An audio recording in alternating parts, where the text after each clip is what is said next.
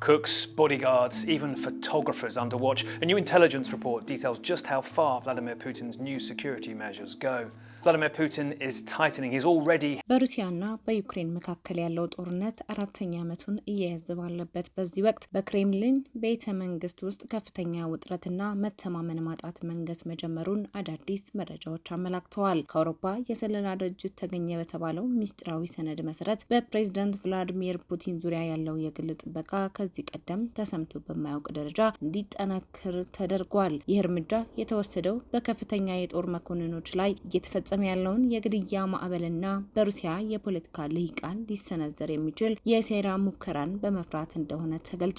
ሪፖርቱ ፑቲን የራሳቸውን ደህንነት ከመጠበቅ ባለፈ በቅርብ ሰራተኞቻቸው ላይ የክትትል ካሜራ እስከ ማስገጠምና ከፍተኛ ወታደራዊ አዛዦችን በራሳቸው ልዩ የጥበቃ ኃይል ስር እስከ ማድረግ መድረሳቸውም ይዘረዘራል። ከኢኮኖሚ ቀውስ እስከ ድሮን ጥቃቶች እንዲሁም በቀድሞ ታማኝ አገሮቻቸው እንደ ሰርጌይ ሾይጉ ባሉ ባለስልጣናት ላይ ካላቸው ጥርጣሬ ጋር ተዳምሮ የክሬምሊን ግንብ ከውጪ ብቻ ሳይሆን ከውስጥም በስጋት እየተናወጠ መሆኑን የሚያሳዩ አስገራሚ ዝርዝሮች በዘገባው ተካተዋል። ለእናንተ በሚመች መልኩ እንዲህ አሰናድተነዋል። አብረን እንቆይ።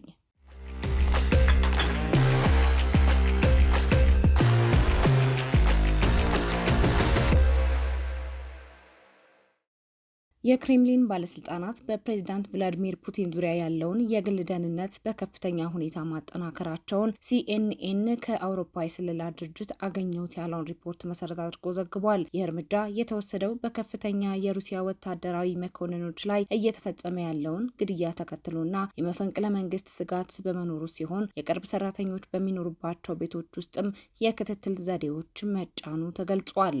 ለፕሬዝዳንቱ የሚሰሩ ምግብ አብሳዮች፣ የጥበቃ ሰራተኞችና ፎቶ አንሺዎች በህዝብ ትራንስፖርት እንዳይጓዙ መታገዳቸውን ሰነዱ ያሳያል። ወደ ፕሬዝዳንቱ የሚመጡ ጎብኚዎች 2 ጊዜ ጥብቅ ፍተሻ ሊደረግባቸው እንደሚገባና ከእሳቸው ጋር በቅርበት የሚሰሩ ሰራተኞች ኢንተርኔት የሌላቸው ስልኮችን ብቻ እንዲጠቀሙ መታዘዛቸውን ሪፖርቱ አክሎ ገልጿል። ሪፖርቱ እንደሚለው አንዳንዶቹ እርምጃዎች ተግባራዊ የተደረጉት ባለፈው ታህሳስ ወር አንድ ከፍተኛ ጄኔራል መገደላቸውን ተከትሎ በሩሲያ የደህንነት መዋቅር ውስጥ ከፍተኛ አለመግባባት ከተፈጠረ በኋላ ባለፉት ጥቂት ወራት ውስጥ ነው። ይህም ክሬምሊን በሀገር ውስጥና በውጭ እያጋጠሙ ባሉ ችግሮች ማለትም የኢኮኖሚ ቀውስ፣ እየታዩ ያሉ የተቃውሞ ምልክቶችና በዩክሬን የጦር ሜዳ የሚገጥሙ መሰናክሎች ምክንያት ከፍተኛ ስጋት ውስጥ መውደቁም ያሳያል ብሏል። የሩሲያ ደህንነት ባለስልጣኑ ፑቲን በተደጋጋሚ የሚገኙባቸው ቦታዎች ቁጥር በከፍተኛ ሁኔታ መቀነሳቸውን ሪፖርቱ ይገልጻል። እሳቸውና ቤተሰባቸው በሞስኮ አካባቢና በሴንት ፒተርስበርግና በዋና ከተማዋ መካከል በሚገኘው የቫልዳይ የበጋ መኖሪያቸው ወደሚገኙት የተለመዱ መኖሪያ ቤቶቻቸው መሄድ አቁመዋል ሲልም ይቀጥላል። ሪፖርቱ እንደሚያመለክተው በ2025 አዘውትረው ይጎበኙ የነበሩ ቢሆንም በዚህ የአውሮፓውያኑ ዓመት እስካሁን ድረስ ምንም አይነት ወታደራዊ ተቋምን አልጎበኙም። እነዚህን ለማለፍ ክሬምሊን አስቀድሞ የተቀረጹ ምስሎች ለህዝብ ይፋ እንደሚያደርግ ሪፖርቱ አክሎ ገልጿል። እንደ አውሮፓውያኖች አቆጣጠር በ2022 ዩክሬን ከተወረረች ወዲህ ፑቲን ከሞስኮ የጥቂት ሰዓታት መንገድ ርቀት ላይ በሚገኘውና ጥቁር ባህርን በሚያዋስነው የክራስኖዳር የባህር ዳርቻ ክልል ውስጥ ደረጃቸው በከፍተኛ ሁኔታ በላቁ የመሬት ውስጥ መከላከያዎች ውስጥ ሳምንታት እንደሚያሳልፉ ሪፖርቱ ይናገራል። ለሲኤንኤን እና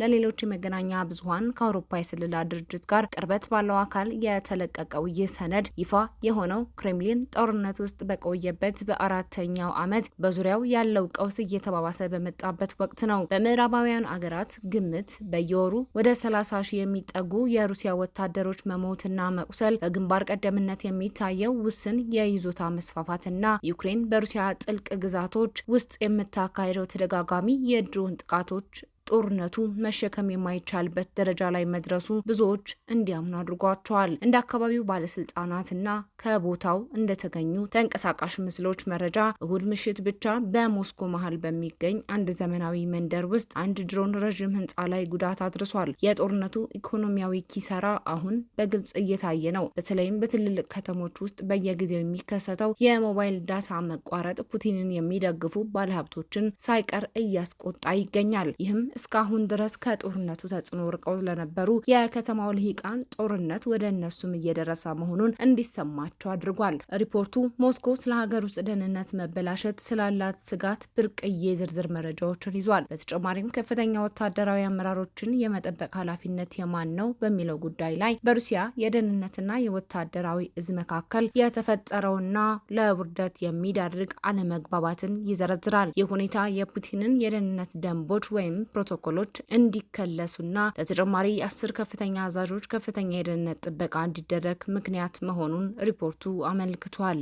ሪፖርቱ እንደሚለው ከመጋቢት 2026 እንደ አውሮፓውያኖች አቆጣጠር መጀመሪያ ጀምሮ ክሬምሊን እና ቭላዲሚር ፑቲን ራሳቸው ሚስጥራዊ መረጃዎች ሊሾልኩ ይችላሉ ከሚል ስጋት በተጨማሪ በሩሲያ ፕሬዝዳንት ላይ ሊቃጣ የሚችል የሴራ ወይም የመፈንቅለ መንግስት ሙከራ ያሳስባቸዋል። በተለይም የሩሲያ የፖለቲካ ልሂቃን አባላት ሊፈጽሙት የሚችሉትን የድሮን የግድያ ሙከራ ጥበቃው ይሰጋሉ። ነገር ግን የሪፖርቱ እጅግ አስገራሚ መደምደሚያ ቀድሞ የፑቲን የቅርብ ታማኝ በነበሩት በሰርጌይ ቮይ ላይ ያተኮረ ነው። በአሁኑ ወቅት የደህንነት ምክር ቤት ጸሐፊ ሆነው እያገለገሉ ያሉትና ከስልጣን ገለል የተደረጉት የቀድሞ የመከላከያ ሚኒስትር በወታደራዊ ከፍተኛ አመራር ውስጥ አሁንም ከፍተኛ ተጽዕኖ ስላላቸው ከመፈንቅለ መንግስት ስጋት ጋር ስማቸው ይነሳል ሲል ሪፖርቱ ይገልጻል። የሾይጉ የቀድሞ ምክትልና የቅርብ ረዳት የነበሩት ሩስላን ፓቭሊኮቭ በመጋቢት 5 መታሰራቸው በልሂቃን መካከል የነበረውን ዝምተኛ የመጠቃቀም ስምምነት የጣሰ ሾይጉን የሚያዳክምና እሳቸው የፍርድ ቤት ምርመራ ኢላማ የመሆን እድላቸው የሚጨምር ነው ሲል ሪፖርቱ አክሎ ገልጿል። የሩሲያ ምርመራ ኮሚቴ በመጋቢት ወር በወጣው መግለጫ ፓቭሊኮቭ በሙስና በገንዘብ ማጭበርበርና በጉቦ ክስ መታሰራቸውን አስታውቋል። በወታደራዊ ልሂቃን ዘንድ ስለሚፈጸም ሙስና የሚወጡ ዘገባዎች የተለመዱ ቢሆኑም የዩክሬን ወረራ ከተጀመረ ወዲህ ግን በከፍተኛ ሁኔታ ጨምረዋል። ሪፖርቱ ቀድሞ ለፑቲን በጣም ቅርብ እንደሆኑ በሚታሰቡት በሾይጉ ላይ ለቀረበው ክስ ግልጽ ማስረጃ አላቀረበም። የሩሲያ ፕሬዝዳንት ከስልጣን ለማውረድ የሚደረግ ሙከራም የታማኝነት ትልቅ ለውጥ የሚያሳይ ይሆናል። የዚህ ሪፖርት መውጣት ዓላማው ክሬምሊንን ማተራመስ ሊሆን ቢችልም የአውሮፓ የስለላ ድርጅት ሊኖር ስለሚችል የመፈንቅለ መንግስት ሙከራ ለክሬምሊን አስቀድሞ ማስጠንቀቂያ መስጠቱን ትኩረት የሚስብ ነው። ፑቲን ቀደም ሲል በሰኔ 2023 የቅጥረኛ ወታደሮች መሪ የነበሩት የቭገኒ ፕሪጎዥን ወደ ሞስኮ ያደረጉት ያልተሳካ ጉዞ ያስከተለውን የመፈንቅለ መንግስት ሙከራ በሰላም አልፈውታል። በሞስኮ ልሂቃን መካከል የሚፈጠሩ የውስጥ አለመግባባቶች አብዛኛውን ጊዜ ለከፍተኛ ግምትና ጭምጭምታ የሚዳርጉ ቢሆንም ይፋ መጋለጣቸው ግን ብርቅ ነው። አሁን ደግሞ የዩክሬን ወረራ በጠነከረበትና ለአውሮፓውያን ድጋፍ የነበረው የአሜሪካ ድጋፍ እየቀነሰ በመጣበት ወቅት የአውሮፓ የስለላ ድርጅቶች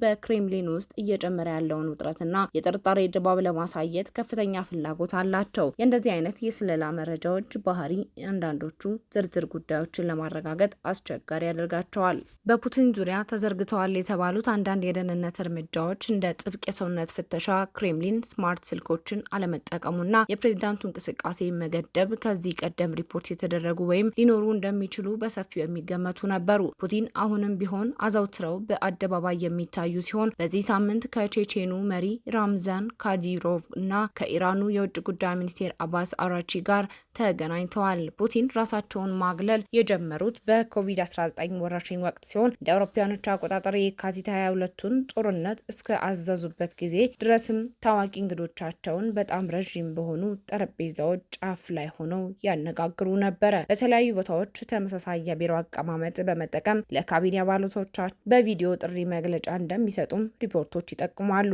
እነዚህ አዳዲስ የደህንነት እርምጃዎች ይፋ የሆኑት ሞስኮ በናዚ ጀርመን ላይ የተገኘውን ድል ለማክበር በግንቦት 9 በቀዩ አደባባይ በሚካሄደው ሰልፍ ላይ ከፍተኛ ለውጥ ማድረጓን ካስታወቀች ከጥቂት ቀናት በኋላ ነው። የዘንድሮ ስነ ስርዓት ከዩክሬን ጋር ጦርነት ውስጥ ከገቡ በኋላ በሚካሄደው 5ኛው ክብረ በዓል እንደ ታንክና ሚሳኤል ያሉ ከባድ የጦር መሳሪያዎች ሳይታዩበት የሚከናወን ይሆናል። የክሬምሊን ቃል አቀባይ ዲሚትሪ ፔስኮቭ ለዚህ እንደ አንዱ ምክንያት የጠቀሱት የዩክሬን የረጅም ርቀት ጥቃቶች ስጋትና በቅርቡ ያስመዘገቡትን ስኬት ነው። እሳቸውም ሲናገሩ ከዚህ የሽብር ስጋት አንጻር አደጋውን ለመቀነስ እርግጥ ነው ሁሉም አስፈላጊ እርምጃዎች እየተወሰዱ ነው ብለዋል። ቀደም ሲል ይደረጉ የነበሩ ሰልፎች የክሬምሊንን ወታደራዊ ጥንካሬ ማሳያ ነበሩ። ሆኖም የዩክሬን ወረራ ከተጀመረ ወዲህ የአሰራርና የደህንነት ስጋቶችን በመጥቀስ እንዲቀንሱ ተደርጓል። የስለላ ሪፖርቱ እንደሚጠቁመው ባለፈው ዓመት መገባደጃ ላይ በክሬምሊን በተካሄደ ስብሰባ ላይ በከፍተኛ አመራሮች መካከል የተፈጠረው የጦፈ ክርክር ለእነዚህ አዳዲስ እርምጃዎች መጀመር በከፊል ምክንያት ሆኗል። በታህሳስ 22 ቀን 2025 እንደ አውሮፓውያኖች አቆጣጠር በሞስኮ ውስጥ በዩክሬን ወኪሎች ሳይፈጸም እንዳልቀረ የሚታመነው የሌተናል ጄኔራል ፋኒል ሳርቫሮቭ ግድያ ከተፈጸመ ከ3 ቀናት በኋላ ፑቲን ዋና ዋና የደህንነት ባለስልጣናትን ሰብስበው ነበር። በሪፖርቱ መሰረት በስብሰባው ወቅት የጦር ኃይሎች ጠቅላይ ኤታማዦር ሹም ቫለሪ ጌራሲሞቭ፣ የፌዴራል ደህንነት አገልግሎት ኃላፊ አሌክሳንደር ቦርትኒኮቭ መኮንኖቻቸውን መጠበቅ አልቻሉም ሲሉ ወቅሰዋቸዋል። ቦርትኒኮቭ በበኩላቸው ስራውን ለመስራት የሚያስችል የሰው ኃይልና የሀብት እጥረት መኖሩን ቅሬታ አቅርበዋል። ይህ ሁኔታ በወታደራዊ አባላት መካከል የፈጠረውን ፍርሃት፣ የሞራል መውደቅ በማጉላት ቫለሪ ጌራሲሞቭ በልዩ የደህንነት ተቋማት ባልደረቦቻቸው ላይ የቅድመ እይታ እጥረት አለባቸው በማለት ጠንካራ ትችት ሰንዝረዋል ይላል ሪፖርቱ።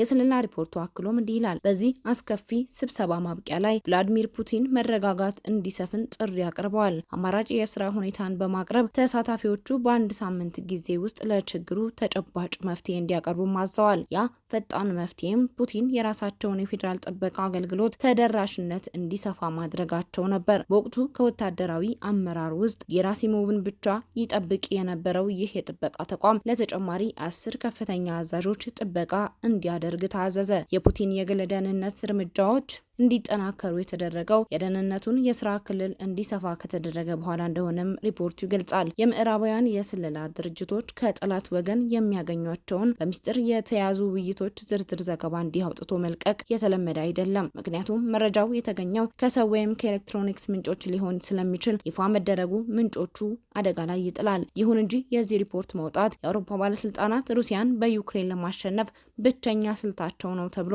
የሚታሰበውን ማለትም የሩሲያን የውስጥ መፈራረስ መጠበቅ የሚለውን ተስፋ ለመጠቀም ያደረጉት ሙከራ ሊሆን ይችላል። የዛሬው ጥንክር በዚሁ ተጠናቀቀ። አዲስ ማለዳን ሰብስክራይብ ማድረግ አይዘንጉ። ጤና ይስጥልኝ።